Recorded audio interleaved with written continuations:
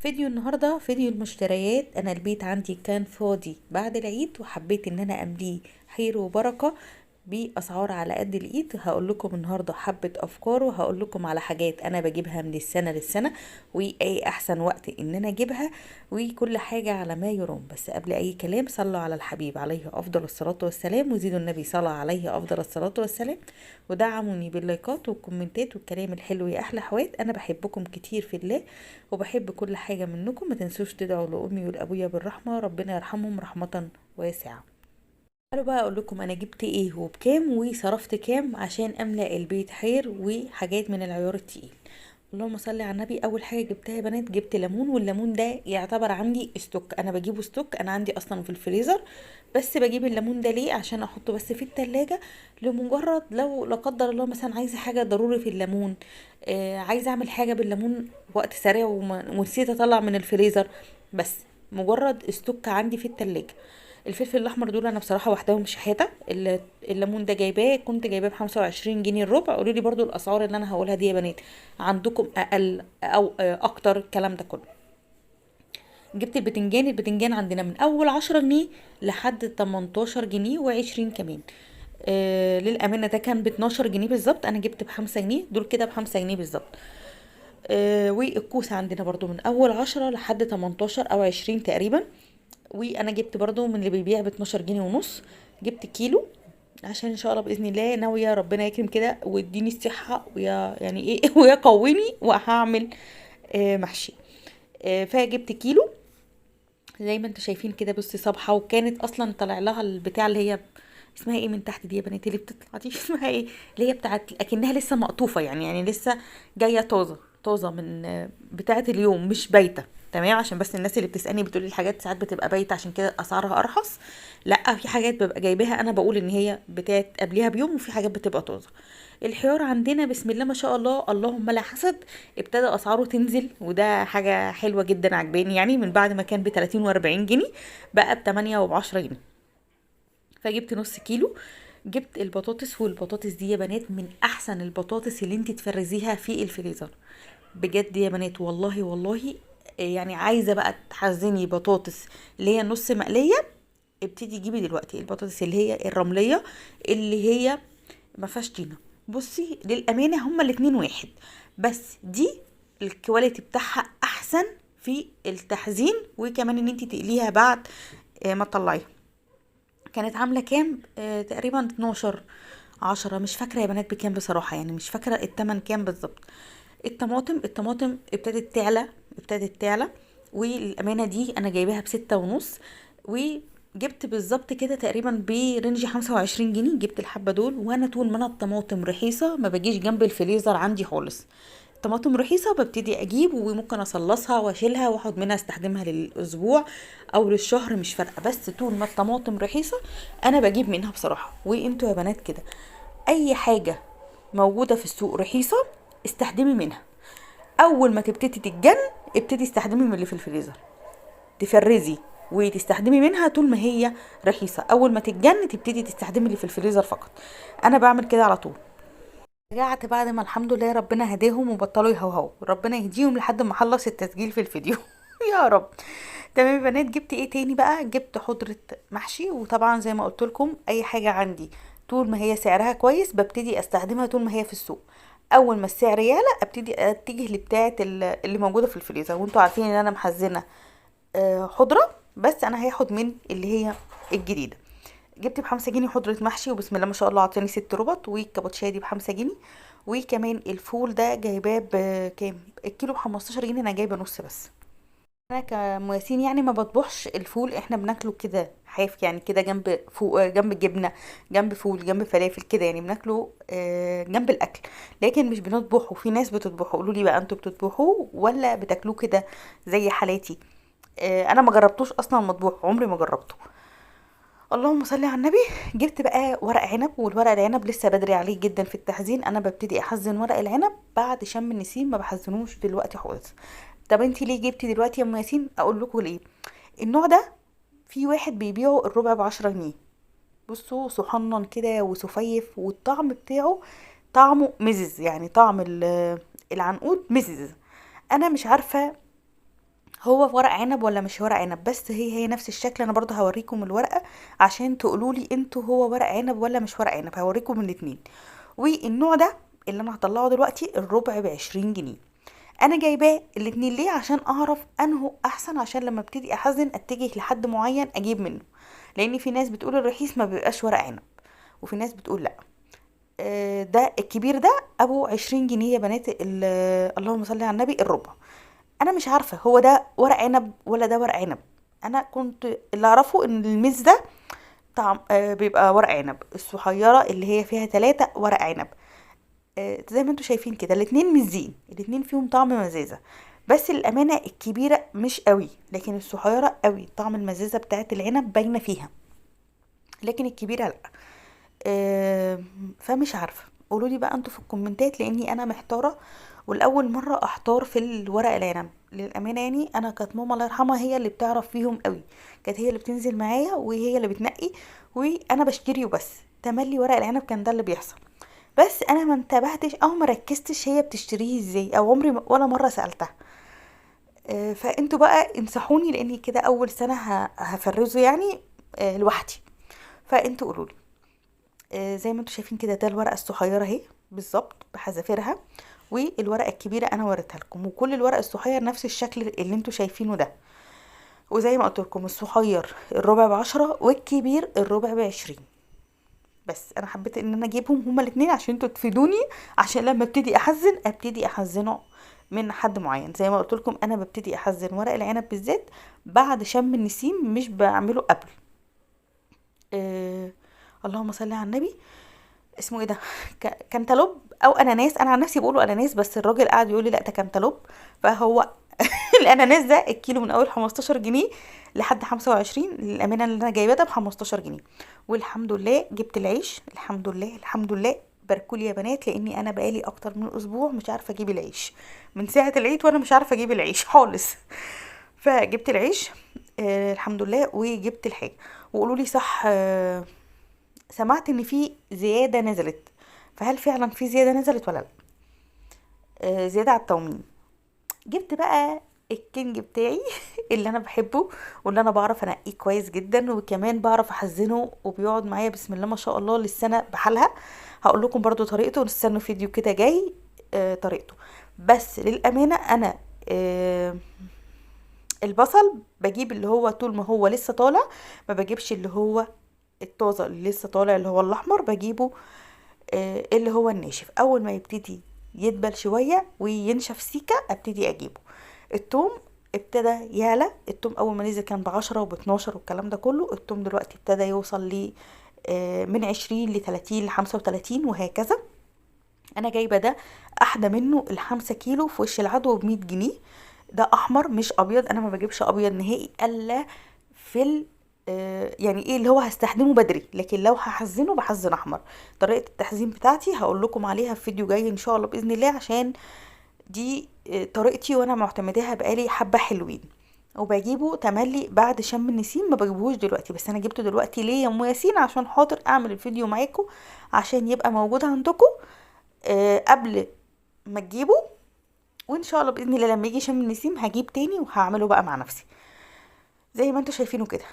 انتبهوا وانتوا بتشتروا الاحمر بالذات ان هو يبقى كله احمر، مش احمر على ابيض. لان في ناس ربنا يهديهم يا رب بيحطوا الاحمر على الابيض وبيبيعوا بالسعر الاعلى، بسعر الاحمر، مش بيبيعوا بسعر الابيض.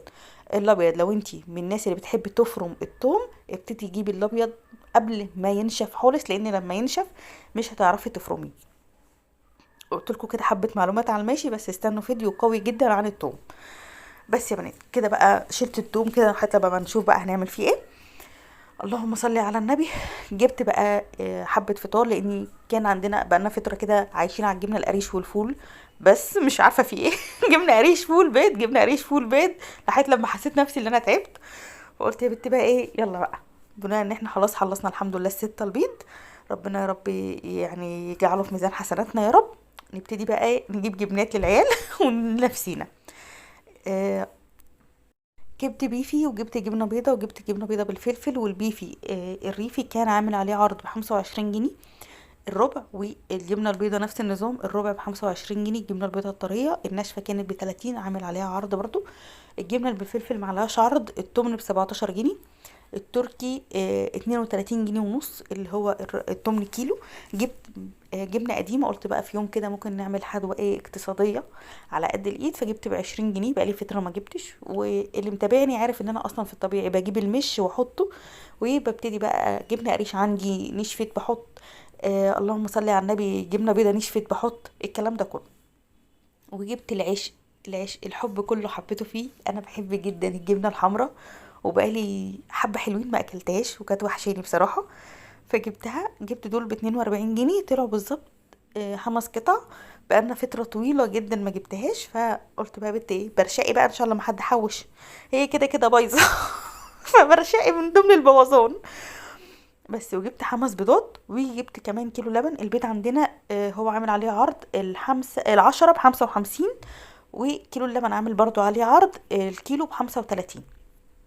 بس ده مش من الريفي، دول من عند واحد اسمه مش عارفه اسمه، بس مش الريفي يعني، عشان الناس بس اللي بتقولي الريفي عندي يا ام ياسين عنده نفس العروض، انا اللي فهمته ان هو مش نفس العروض، يعني كل واحد ليه عروض مختلفه. فمش عارفه، انزلي وبصي عليه واسالي يعني. بس هبتدي بقى افضي الجبن، وبقى لي يعني من اول رمضان كده وانا العلب دي عندي فاضيه، ما كنتش بجيب جبنه بيضه نهائي. يعني يوم ما كنت بحير الجبنه القريش، كنت بحير للجبنه اللي هي الفيتا. وكل رمضان كان يعدي عليا اقول ان شاء الله باذن الله، اللهم بلغنا رمضان اعوام اعوام واعوام ان شاء الله باذن الله. رمضان الجاي هحضر بقى سحور مختلف وهجدد ومش عارفه ايه. اول يومين 3 بيبقى عندي حماس رهيب، بعد كده بلاقي نفسي نايمه على جنبي ومش قادره اقوم اتحرك. اعمل لهم حاجه، بقضيها جبنه فول بيض، جبنه فول بيض. قولوا لي بقى مين زي كده ومين عنده نفس الاتجاه. الجبنه التركي يا بنات لما تيجي تحطوها في العلب، حطيها عكس عكاس، يعني الحته العريضه على الحته الرفيعه، وهكذا الحته العريضه على الحته الرفيعه، يعني عكسي عكس عكاس. البيفي برضو حطي ما بينه طبقات مناديل، لان البيفي من الحاجات يعني عذرا بتعفن، مش بينفع لو جه عليها ميه بتبوظ بسرعه. ولازم تبقى العلبه عندك ناشفه تماما، ولازم المناديل عشان المناديل بتسحب اي رطوبه بتيجي فيه، لان هما لما بيبقوا على بعض كده بتلاقي بتعمل زي رطوبه كده، بتعمل زي عفن. فما انصحكيش ان انت تسيبيها كده. وطبعا الجبنه الحمراء هما بالظبط بالظبط 4 حتت او 5 حتت، فما رضيتش احطهم في علب يعني. مش مستاهله. سبتها كده على جنب، وابتديت بص يعني، حتى لما تلاقي الجبنه التركي بتاعتك قافشه ببعضها مش عايزه تفك، ما تفكهاش بالسكينه، سيبها شويه كده على الرخامه، هتلاقيها فكت من بعضها بمنتهى السهوله. للناس اللي بتحط الجبنه التركي زي حالتي فعلا، لما تجيبيها وتلاقيها قافشه ببعضها، التركي دي اللي هي الرومي يا بنات، للناس اللي بتسالني، التركي هي الرومي، احنا عندنا في اسكندريه بيقولوا عليها تركي. اللهم صل على النبي. ابتدي سيبيها روحي ما تفك كده وشيليها. الزبده دي كانت عندي، كانت بقيت بقى كحك العيد وبسكوت العيد والحاجات دي كلها اللي انا عملتها، كنت حطاها بصراحه في العلبه دي، وكل شويه اقول هقطعها وهعبيها هقطعها واعبيها. جه الوقت بتاعها بقى، لان كانت نصها هتروح في العلبه. وللامانه انا فضيت من العلبه على قد ما فضيت، بس سبتها بقى كده على الرحامه كده تهدى كده مع نفسها وتفك مع نفسها، واستخدمتها اول ما ساحت. بس يا بنات بحب قوي ان انا اشيلها في علب كده وتبقى متقطعه مكعبات، بس الامانه دي مش عايزه تتقطع اكتر من كده بتتكسر. فسيبتها بقى. ابتدي بقى ايه تحطي الحاجه بتاعتك اللي انتي جبتيها، الخضار عشان تحافظي عليه اكتر وقت ممكن، لان طبعا انتوا عارفين في التلاجة تحس ان هي بتبوظ الخضار مش بتصلحه. انا واحده من الناس بحس بالاحساس ده، مش عارفه ليه. ما تحطيش الخضار كده زي ما انا حطاه، انا بس حطيته مؤقتا لغايه لما اجيب اسمها ايه يا بنات، اللي هو الاسترتش. للامانه وعملتها معاكم كذا مره قبل كده في فيديوهات قبل كده قديمه، الاسترتش بيحافظ جدا جدا جدا على الخضار. عايزه تجيبي كميه خضار وتقعد عندك اسبوع اسبوعين 3، لفيها في الاسترتش. ولما افتحي اسحبي اللي انت عايزاه منها ولفيها تاني في الاسترتش، بتقعد حبه حلوين وبتقعد طازه زي ما هي، ما بتبص ولا بتدبل. في واحده كانت كاتبالي بتقولي نحطها في اكياس، لا اكياس حاميه مش زي النايلون، اكياس حاميه. بتاكلها، فبلاش كيس. حطيت بقى الخيار وحطيت الدنيا ونضفت البتنجان كده عشان هنملحه مع بعض. هقول لكم طريقه تمليحي في البتنجان روعه. وزي ما قلت لكم الطماطم انا بجيبها طول ما هي موجوده ورخيصه، قطعتها كده وظبطتها وهيأتها وحطيتها على النار بقى كده تستوي مع نفسها. عملت بقى الفطار وظبطت نفسي وهيأنا نفسنا وظبطنا الحال. وبعد كده ابتديت ان انا كانت الطماطم خلاص دبلت كده، نزلت ميتها وهبتدي بقى اضربها. والطماطم يا بنات البنجر دلوقتي موجود في السوق وياما، وبصراحة انا من الناس اللي بحب احط جدا طماطم مع البنجر، مش عشان اللون بس، كمان عشان الفايدة. انا عندي ولادي ما بياكلوش البنجر نهائي بأي شكل في الاكل، يعني ما بياكلوش سلطة خالص. فعشان اديهم فايدته من حين ما يحسوا بحطه مع الطماطم، بصراحة بيديها لون وبيديها ما بيبانش طعمه خالص، وبيديها الفايدة بس ما بيبانش الطعم. بس ابتديت بقى ان انا اضرب كده الطماطم واظبط الدنيا. للامانه انا ما حطيتش في المره دي بنجر، بس لو انتي لسه هتجيبي طماطم وموجوده يعني هتشتريها وكده، جيبي معاها بنجر هيبقى كويس قوي. بس يا بنات ودي طريقتي في الطماطم. انا بحب جدا الطريقه دي وما بعملش اللي هي جربت كذا طريقه، حتى ان انا احط الطماطم كده على بعضها في الفريزر. الطريقه حلوه وكل حاجه، بس لما بطلعها بلاقي الطماطم كلها ميه وبتطلع القشره لوحدها. يعني دي لو انت عايز تعملي بيتزا اعملي الخطوه دي، حطي الطماطم من بالليل في الفريزر، تاني يوم هتشيلي القشره من غير اي تعب خالص. فلو الكلام ده بس للبيتزا، لكن غير كده بصراحه مش احسن حاجه. لكن الطريقه دي انا معتمداها بقالي حبه حلوين يعني. دلوقتي انت بتعملي ايه يا ام ياسين؟ دلوقتي انا بطحن فلفل. وانا الفلفل من الحاجات اللي بجيبها حصى، ما بجيبهاش بودر ابدا، هي والكمون والكزبره بحبها جدا حصى وبتقعد معايا وقت طويل. وكمان اقل كميه منها بتديني نكهه الفلفل ونكهه الكمون وكده. طب حطيتي ايه دلوقتي يا ام ياسين؟ حطيت حبه فلفل اسود و ورق مش ورق، اسمه ايه، كبابة صيني. كام واحدة كبابة صيني؟ 3 او 4 مش كتير. ورشة ملح عشان تديكي النعومة اللي انتي بتشوفيها في المحلات، ما يبقاش محصون بس. يبقى حطيت فلفل الاسود العادي الحصى و كبابة صيني 3 او 4، وكمان حبة ملح. ولو عندك ورق لوري ممكن تحطي برضو، بتدي نكهة حلوة جدا جدا جدا. بس انا عندي ورق اللوري يعني اللورة بتاعي بودرة، فعشان كده ما حطيتش. لكن هو اللورة لو هتطحنيه مع الفلفل الاسود والكبابة الصيني والملح بيبقى تحفة. تعالوا بقى اقول لكم طريقتي في البتنجان المملح. بصوا انا الطريقه دي طريقه ماما الله يرحمها، وانا بعد ما اعتمديها جربت المقليه وجربت حاجات ياما.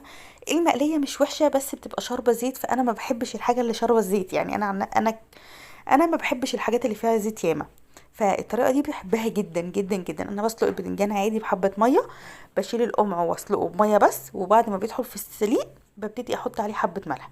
التحديقه بتاعته توم وملح وفلفل اخضر، فلفل اخضر حامي وفلفل احمر حامي، يعني الاتنين حاميين بقى على حسب كميه الحميه بتاعتك اللي انت بتحبيه فيها.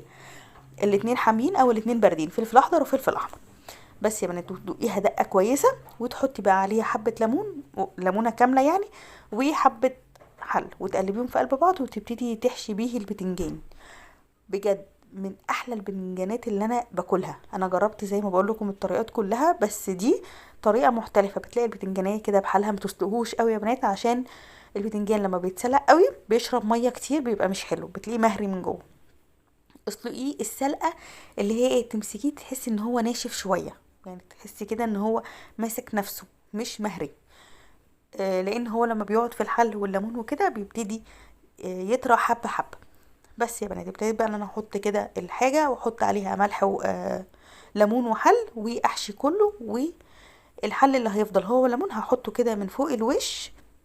روعه روعه روعه. يعني بصوا لحد اخر واحده عندي بتبقى بحالها، ما بيتهريش الحمد لله.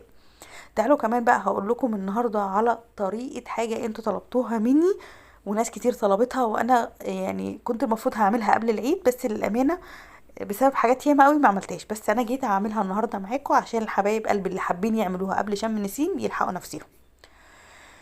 وهي البسارية. البسارية يا بنات من احلى الاكلات في الموالح.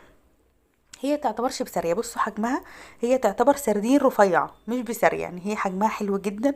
انا ما بحبش البسارية الرفيعة قوي دي لان هي بتتهري في التمليح، لكن دي تحفة تحفة. الطريقة اللي انا هعملها دي هي نفس طريقة السردين، وهي نفس طريقة البسارية، الاتنين بالنسبة لي واحد، والاتنين وقتهم بالنسبة لي واحد. يعني كبيرهم قوي 3 ايام لو السمكية كبيرة، يعني لو السردينية كبيرة 3 ايام 4 ايام، ده لو كبيرة قوي اللي هي الكبيرة. لكن لو هي زي دي هي يوم، تاني يوم تفتحي عليها وتاكلي بالالف هنا وشفا. طيب عملتي ايه يا ام ياسين؟ هنا انا حطيت بس في مصفى من غير مغسله من غير اي حاجه خالص، واحط عليها ملح تنزل ميتها تماما. تمام. وحاطه تحتيها طبق، وسبتها اليوم كله، يعني انا سبتها اليوم كله لحد لما نزلت الميه اللي انتوا شايفينها دي. هي هتنزل ميتها كلها كلها في الطبق. ولو انتي هتحطيها في بلكونه، لان في ناس بتحب تعرضها للهواء، لو انتي من الناس اللي هتحب تحطيها في بلكونه لازم تحطي عليها حاجه عشان ما يجيش عليها ناموسه لا قدر الله، دبانه، اي حاجه من الحاجات اللي بتطير تخليها تعفن. تمام. بس يا بنات حطيت بقى في القعر اي علبه، حطيت كيسه، وبعد كده حطيت ملح وشطه، وهبتدي ارصها كده زي ما انتوا شايفين، وهرص واحط ملح. طبعا كميه الملح على حسب ما انت بتحبي حدوقيتها، ولو الملح بتاعك بيحدق او لا. يعني انا الملح بتاعي بيحدق قوي فعشان كده ما كترتش منه قوي، لكن لو انت الملح بتاعك ما بيحدقش يعني زودي الملح. والشطه برضو على حسب ما انت بتحبي الحامي. انا حطيت من تحت ومن فوق، ما حطيتش من النص عشان يبقى الشطه قليله ما تبقاش كتيره. بس يا بنات هحط برضو ملح وهحط شطه، بس كده، وهطلع الهواء من الكيس وهربطه ربطه تمام.